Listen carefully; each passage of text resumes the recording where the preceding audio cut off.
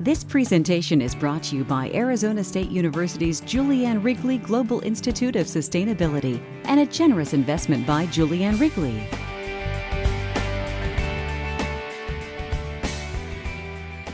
Actually, on the 5th year, our crews are ready, our canoes are ready. It was time to go. Next slide. End of April 2013, we're going to take off. But it's those kinds of times when you're so busy and crazy, the truth is kind of lost someplace, and you see it kind of ignore it in the busyness, except in the dream. It was mid-March, kind of time, 3 o'clock in the morning, where you're in the dream, and then the next moment you're sitting up, cold sweat, and saying something's wrong. And what it was, the dream that I had was a girl. It was in black and white. I couldn't see her face on the beach, and all the trees were killed behind her, and you're standing on the beach by yourself. And so I thought about it that morning and said, we can't go. We don't have permission. We don't have permission from our children in Hawaii. How do we know? Because we didn't go to them. See whether they care, see if it matters. Do they even know Hokulea? So we sent a benchmark number saying, here's our goal, if 5,000. So we canceled the voyage, and we went that summer, next 5 months, to 32 ports, to about 72 communities, to see if the children cared. If 5,000 kids would sign our logbook, that was permission to go. But it would be 32,000 children came during the summer months when they're not in school. And so I was sensing that we were getting permission, but it was a single boy.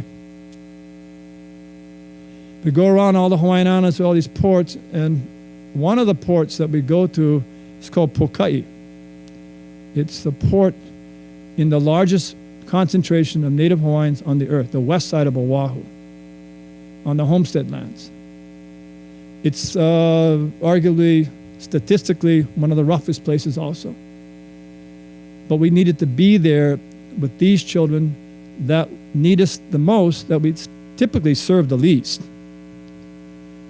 So we anchored in Pokai Bay. The swell came up. We had to move Hokulea way outside the harbor, outside the breakwater at night. And it was big swell. It was rough. And then we'd bring it back in the daytime the next day. It was safe enough. And it was about 11 o'clock at night. In the black, way outside. This boy swims all the way out by himself. Strong enough to grab a catwalk like 4 feet off the water and climb up by himself. He comes on the deck soaking wet. And you could tell that he didn't want to engage the crew, so he just curled up in a ball on the deck of Hokulea by himself, just shorts on and soaking wet. And I knew he didn't want that engagement. So I told the crew, leave him alone. Just leave him alone. And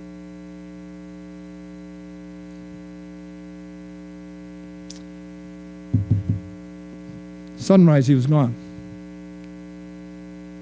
He didn't sign the logbook.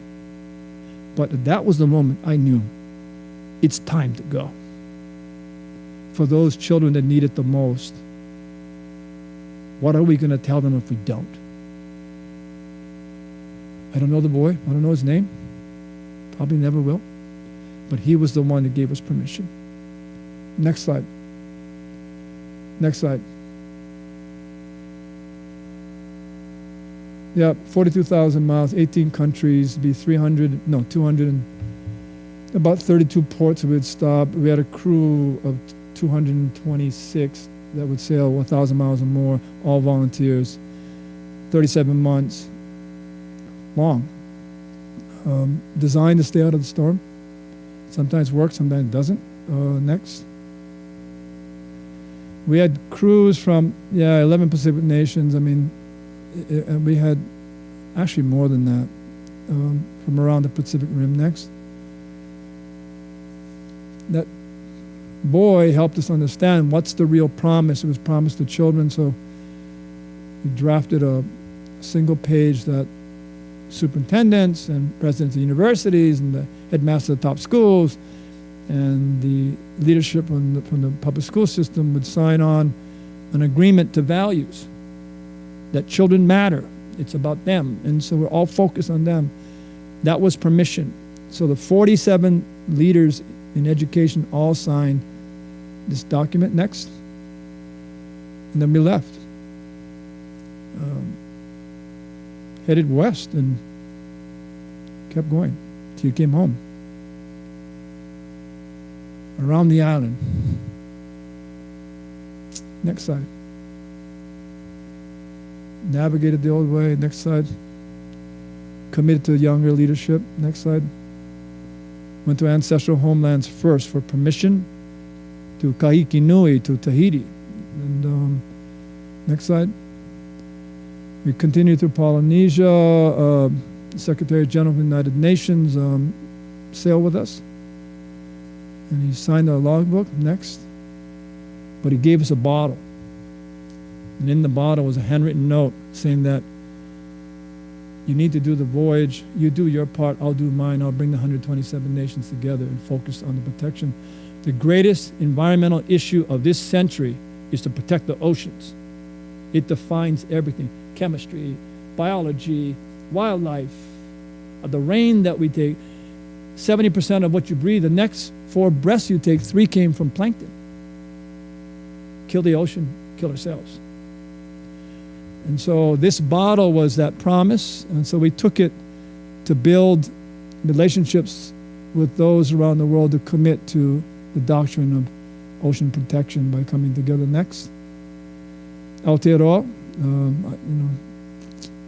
land of the long white cloud.